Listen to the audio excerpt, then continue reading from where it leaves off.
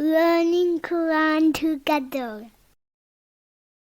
बिस्मिल्लाह अल्हम्दुलिल्लाह वस्सलातु वस्सलामु अला रसूलिल्लाह। सूरह तौबा आयत 60। इन्नमस सदकातु बिलाशुबा सदकात। तो अल्लाह ताला ने वाजिब सदकात की तकसीम बयान फरमाई है। वाजिब सदकात यानी ज़कात सिर्फ उन पर खर्च किए जाएंगे जिनका अल्लाह ताला ने अपनी किताब में जिक्र फरमाया है। ये आयत दलील है कि वाजिब सदकात के 8 मसारिफ हैं। अल्लाह ताला ने उन तक ही ज़कात को महदूद रखा है। मुस्तहिब सदकात हर शख्स को दिए जा सकते हैं और उसके लिए किसी को मखसूस नहीं किया गया। लिलफुकराई वल मसाकीनी, फकीरों और मस्कीनों के लिए। फकीर और मस्कीन दो अलग अलग किस्में हैं। फकीर मस्कीन के मुकाबले में ज्यादा जरूरतमंद होता है। फकीर से मुराद ऐसा शख्स जिसके पास कुछ ना हो या सिर्फ इतना हो जिससे उसकी जरूरत पूरी ना हो सकती हो या जरूरत के आधे से भी कम हो। और मस्कीन ऐसे शख्स को कहते हैं कि जिसके पास अपनी जरूरत से निस्फ या उससे ज़्यादा मौजूद हो लेकिन उसे कफ़ायत ना करता हो। तो फ़ुकरा और मसाकीन को उतनी ज़कात दी जाएगी जिससे उनकी ज़रूरत पूरी हो जाए। वल आमिलीना अलैहा, और जो काम करने वाले हैं उन पर, यानी जो लोग इस्लामी हुकूमत की तरफ से ज़कात की वसूली और हिसाब किताब के कामों पर मामूर हैं, यानी वो लोग जो ज़कात के हवाले से किसी ज़िम्मेदारी को अदा कर रहे हों, मसलन ज़कात वसूल करने वाले, उसका हिसाब किताब करने वाले इसी में शामिल हैं। वल मुअल्लफ़ती,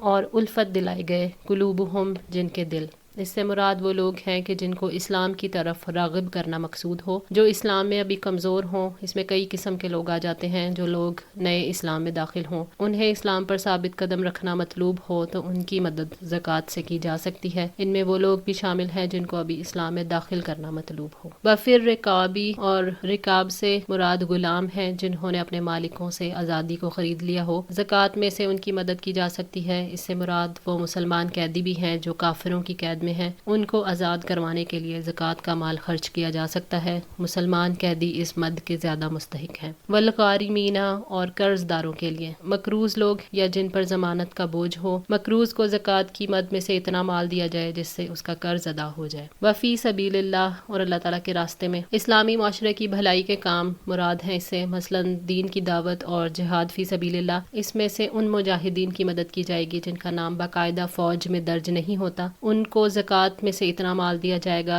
जो उनकी सवारी, उनका असलहा और घर वालों की कफालत के लिए काफ़ी हो। इसमें दावत दीन के सारे काम आ जाते हैं। वब्न सबील, और मुसाफिर जो अपने वतन से दूर हो, चाहे वो अपने मुकाम पर मालदार हो। ज़कात में से मुसाफिर को इतना माल दिया जाएगा कि जो उसे घर पहुँचाने के लिए काफ़ी हो जाए। हज़रत इब्ने उमर फरमाते हैं कि नबी सल्लल्लाहु अलैहि वसल्लम ने फरमाया, ज़कात गनी के लिए हलाल नहीं और ना तंदुरुस्त और तमाना के लिए। अबू दाऊद। अब्दुल्ला इब्ने अदी इब्ने खबार से रिवायत है, कहते हैं कि 2 आदमियों ने मुझे बताया कि वो रसूलुल्लाह सल्लल्लाहु अलैहि वसल्लम के पास आए और उन्होंने ज़कात के लिए दरख्वास्त की। तो आपने उनका जायज़ा लिया और देखा कि वो दोनों तंदुरुस्त हैं। तो फरमाया, अगर तुम चाहो तो मैं तुम्हें ज़कात दे देता हूँ, लेकिन असूलन इसमें मालदार और ऐसे शख्स का हिस्सा नहीं है जो कवी हो और कमाई कर सकता हो। मसनद अहमद। फरीज़तम मिनल्लाह, ये अल्लाह ताला की तरफ से फ़र्ज़ है। अल्लाह ताला ने ज़कात को फ़र्ज़ करार दिया। ज़कात अदा करने वाले के लिए इलाज है, दिल से दुनिया की मोहब्बत के अजाले के लिए, और माल की तरफ जो शदीद रुझान है उसको तोड़ती है। यानी ज़कात दुनिया की तलब में गरक होने से पाक और साफ करती है। अल्लाह ताला ने फरमाया, खुज़ मिन अमवालिहिम सदक़तन तुतहिरुहुम व तुज़क्कीहिम बिहा, आप उनके अमवाल में से सदका ले लें और इसके साथ आप उन्हें साफ करेंगे और उनको पाक करेंगे। सूरह तौबा 103। वल्लाहु अलीमुन हकीम, और अल्लाह ताला सब कुछ जानने वाला, कमाल हिकमत वाला है। अल्लाह ताला अलीम है। उसने ज़कात को अपने इल्म के मुताबिक फ़र्ज़ करार दिया और ज़कात का फरीज़ा उसकी हिकमत के ऐन मुताबिक है। वमिनहुमुल्लज़ीना, और उनमें से बाज़ लोग युज़ूनन नबिय्या, नबी को एज़ा देते हैं। अज़ियत इंसान के नफ्स, उसके जिस्म या माल में थोड़ी या ज़्यादा तकलीफ़ पैदा करती हैं। यहाँ इससे मुराद है कि मुनाफिक नबी सल्लल्लाहु अलैहि वसल्लम की ऐब जोई करते थे और अपने कलाम से और एतराज़ात से उन्हें दुख देते थे। वयक़ूलूना हुआ उज़ुनुन, और कहते हैं कि वो कान है। नबी सल्लल्लाहु अलैहि वसल्लम के बारे में मुनाफिक कहते थे कि ये कानों का कच्चा है। मुराद ये है कि वो हर एक की बात सुनते हैं। जो कुछ कोई कहता है तो वो उसको सुनते हैं और उसको सच मान लेते हैं और हर एक की बात की तस्दीक करते हैं। सुनने के लिए कान इस्तेमाल होता है और اور مبالغے کے طور پر انہوں نے یہ کہا کہ ہوا اذن. منافق کہتے تھے کہ جب ہماری بدگوئی آپ صلی اللہ علیہ وسلم تک پہنچتی ہے اور ہم معذرت کرنے کے لیے آتے ہیں تو آپ قبول کر لیتے ہیں، اس لیے وہ آپ کو کان کا کچا کہتے تھے. نعوذ باللہ. یعنی آپ کو جو کچھ کہا جائے آپ اس کو مان لیتے ہیں اور سچ اور جھوٹ میں تمیز نہیں کرتے. کل اذن خیر لکم، آپ کہتے کہ وہ تمہاری بھلائی کے لیے کان ہے. اللہ تعالیٰ نے نبی صلی اللہ علیہ وسلم کے بارے میں فرمایا کہ آپ جھوٹے عذر پیش کرنے والوں کے ساتھ سختی نہیں کرتے تو یہ آپ کی اعلیٰ ظرفی ہے. آپ حق کے ما سوا قبول نہیں کرتے تھے، خیر اور معروف کو قبول کرتے تھے، اس لیے اللہ تعالیٰ نے فرمایا کہ وہ تمہاری ہی بھلائی کے لیے ہے. یؤمنو باللہ، وہ اللہ تعالیٰ پر ایمان لاتا ہے، ویؤمنو للمؤمنین، اور مومنوں کے لیے یقین رکھتا ہے. اللہ تعالیٰ نے اس بارے میں واضح فرمایا کہ آپ کے دل میں کیا ہے، آپ کی رائے کیا ہے. آپ کے دل میں اللہ تعالیٰ کا یقین ہے، اسی لیے فرمایا یؤمنو باللہ کہ وہ اللہ تعالیٰ پر ایمان لاتا ہے اور مومنوں کے لیے یقین رکھتے ہیں، یعنی اللہ کے نبی مومنوں کی باتوں پر یقین کرتے ہیں. وَرَحْمَةٌ لِّلَّذِينَ، اور وہ ان کے لیے ایک رحمت ہے، آمنوا منکم، جو تم میں سے ایمان لائے ہیں. نبی صلی اللہ علیہ وسلم ان لوگوں کے لیے رحمت ہے جو ایمان لائے، اس لیے کہ ایمان والے ہی اس راستے پر چلتے ہیں اور آپ صلی اللہ علیہ وسلم کی اتباع کرتے ہیں.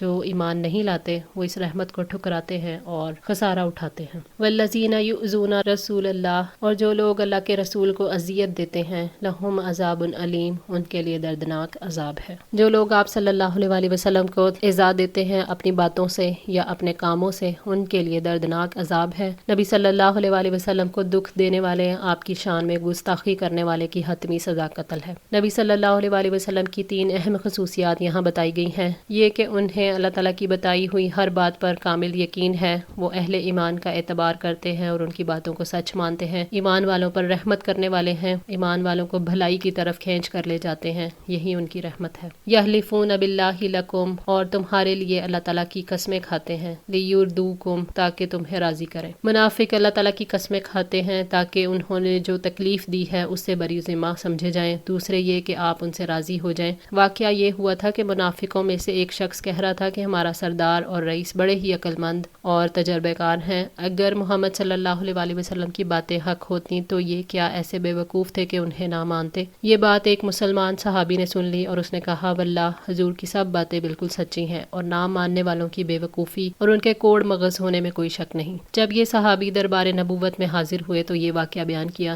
تو آپ نے اس شخص کو بلوا بھیجا، لیکن وہ سخت قسمیں کھا کر کہنے لگا کہ میں نے تو یہ بات کہی ہی نہیں، یہ تو مجھ پر تہمت باندھتا ہے. تو اس صحابی نے دعا کی کہ پروردگار تو سچے کو سچا اور جھوٹے کو جھوٹا دکھا دے. اس پر یہ آیت نازل ہوئی. ابن کثیر. واللہ ورسولہ احق، اللہ تعالیٰ اور اس کا رسول زیادہ حقدار ہیں، ان یردوہ، کہ وہ انہیں خوش کریں، ان کانوا مؤمنین، اگر وہ ایمان لانے والے ہیں. مومن اللہ تعالیٰ کی رضا پر کسی چیز کو ترجیح نہیں دیتا. جو شخص ایمان کا دعویٰ کرے اور اللہ تعالیٰ کی رضا کی بجائے کسی انسان کو راضی کرنے کی فکر کرے تو یہ اس کے ایمان کی نفی کی دلیل ہے. اللہ تعالیٰ اور اس کے رسول کا حق ہے کہ ان کی رضا کو ہر چیز پر مقدم رکھا جائے. الم یعلموا، کیا انہوں نے نہیں جانا، انہ من یحادد اللہ ورسولہ، کہ یقیناً وہ جو اللہ اور اس کے رسول کا مقابلہ کرے. یعنی یہ کیسا ایمان ہے کہ انہیں اس بات کا علم ہی نہیں. اللہ تعالیٰ کا مقابلہ کرنے سے مراد ہے کہ اس کے حکم کی مخالفت کرنا. جو اللہ تعالیٰ کے احکامات کو پیچھے ڈال کر حرام کاموں کا ارتکاب کرتا ہے وہ اللہ اور اس کے رسول کا مقابلہ کرتا ہے. فَأَنَّ لَهُ نَارَ جَهَنَّمَ، تو بلا شبہ اس کے لیے جہنم کی آگ ہے، خالدن فیہا، اس میں وہ ہمیشہ رہنے والا ہے. ذالک الخزی العظیم، اور یہ بہت بڑی رسوائی ہے. جس نے اللہ اور اس کے رسول کی مخالفت کی، ان کے مقابلے پر آیا، اس کے لیے دوزخ کی آگ ہے جس میں وہ ہمیشہ رہے گا، اور یہ بہت بڑی رسوائی ہے. آگ میں رہنے سے بڑھ کر کوئی بڑی رسوائی نہیں، کیونکہ ہمیشہ کے لیے اللہ تعالیٰ کی نعمتوں اور رحمتوں سے محرومی ہے. یحذر المنافقون، منافق ڈرتے ہیں، ان تنزل علیہم سورۃ، کہ اتاری جائے ان پر کوئی سورت، تنبئہم، جو خبر دے انہیں، بما فی قلوبہم، اس کی جو ان کے دلوں میں ہے. یعنی منافق اپنے راز کھل جانے سے ڈرتے ہیں کہ کہیں مسلمانوں پر کوئی صورت ایسی نہ نازل کر دی جائے جو ان کے دلوں کے حالات کو کھول دے اور وہ رسوا ہو جائیں. منافق دنیا کی رسوائی سے ڈرتا ہے اس لیے کہ وہ دنیا ہی کو اصل حقیقت سمجھتا ہے. اس صورت کو الفاظہا، یعنی رسوا کرنے والی صورت کا نام بھی دیا گیا. اس میں منافقوں کے بھیدوں کو کھولا گیا ہے لیکن نام نہیں لیے گئے، اس لیے کہ اللہ تعالیٰ پردہ پوشی کو پسند کرتا ہے. پھر اس مذمت میں اس دور کے منافق بھی ہیں اور قیامت تک آنے والے منافق منافق بھی ہیں۔ منافقین نبی صلی اللہ علیہ وسلم اور اصحاب رسول کے عمل کو کم سمجھ کر ان کا مذاق اڑاتے تھے۔ کسی نے یہ کہا کہ قرآن پڑھنے والے ہمیں تو اس کے سوا کچھ نظر نہیں آتے کہ ہم میں سے سب سے زیادہ بھوکے اور ہم میں سے سب سے زیادہ جھوٹے اور ہم میں سے سب سے زیادہ بزدل ہیں۔ کسی نے کہا کیا تم سمجھتے ہو رومیوں سے لڑنا بھی ویسا ہے جیسے عربوں سے لڑنا؟ اللہ کی قسم یہ لوگ کل رسیوں میں بندھے ہوئے آئیں گے۔ اور کسی نے کہا یہ سمجھتے ہیں کہ وہ روم کے محل اور قلعے فتح کرنے جا رہے ہیں۔ یہ اور اس طرح کی اور باتیں ان کے دل کے بھید اور زبان سے کی جانے والی بدگوئی تھی جسے اللہ تعالیٰ نے بیان کر دیا۔ قل استہزئوا، آپ کہہ دیں تم مذاق اڑاؤ، ان اللہ مخرج، یقیناً اللہ تعالیٰ نکالنے والا ہے، ما تحذرون، جن سے تم ڈرتے ہو، یعنی جو کام تم نے کیے ہیں، جو مذاق تم نے اڑایا ہے اسے جاری رکھو۔ اللہ تعالیٰ نے وعدہ کیا اور اس وعدے کو پورا کیا۔ اللہ تعالیٰ نے یہ صورت نازل فرمائی جس نے ان کے بھید کھول دیے اور انہیں رسوا کر دیا۔ منافقوں کو یہ معلوم تھا کہ نبی صلی اللہ علیہ وسلم پر وحی آتی ہے، اس لیے وہ ڈرتے تھے کہ کہیں کوئی ایسی صورت نہ نازل ہو جائے جو ان کے دلوں کے بھید کو کھول دے۔ منافق وحی کے نازل ہونے کا یقین تو رکھتے تھے لیکن دنیا کی محبت کی وجہ سے وحی کے احکامات پر دل سے یقین نہیں رکھتے تھے، اس لیے ان کے قول اور فعل اور ان کے ظاہر اور باطن میں تضاد تھا۔ وَلَئِن سَأَلْتَهُمْ، اور اگر آپ ان سے پوچھیں، لَيَقُولُنَّ، تو وہ ضرور کہیں گے، إِنَّمَا كُنَّا نَخُوضُ، بے شک ہم بحث کر رہے تھے، وَنَلْعَبُ، اور دل لگی۔ یعنی اگر آپ ان سے اس مذاق کے بارے میں سوال کریں جو انہوں نے تانے دیے اور نبی صلی اللہ علیہ وسلم کے بارے میں جو بری بری باتیں کی اور مسلمانوں کے دین کو برا بھلا کہا، تو وہ ضرور کہیں گے کہ اصل میں تو ہم یوں ہی ہنسی مذاق کر رہے تھے، یعنی ہم تو ویسے ہی بات کر رہے تھے، ہم کوئی عیب بیان نہیں کر رہے تھے، نہ ہی کسی کو نشانہ بنا رہے تھے، نہ تانا دے رہے تھے، یہ تو بس محض ایک مذاق تھا۔ کل، آپ کہہ دیں، اب اللہ و آیاتہ و رسولہ، کیا تم اللہ تعالیٰ سے اور اس کی آیات اور اس کے رسول سے کنتم تستہزئون، تم مذاق کر رہے تھے۔ اللہ تعالیٰ نے نبی صلی اللہ علیہ وسلم سے فرمایا کہ آپ کہہ دیں، کیا تمہارے مذاق کی جگہ اللہ اور اس کا رسول ہے؟ اللہ تعالیٰ کے ساتھ مذاق کرنا کفر ہے جو اسلام کے دائرے سے خارج کر دیتا ہے۔ دین کی بنیاد اللہ اور اس کے رسول اور اس کے دین کی تعظیم پر ہی ہے۔ اللہ تعالیٰ ہم سب کو دین پر استقامت عطا فرمائے، ہماری غلطیوں کو تاہیوں کو معاف فرما کر ہماری اصلاح فرمائے۔ جزاکم اللہ خیر، والسلام علیکم ورحمۃ اللہ وبرکاتہ۔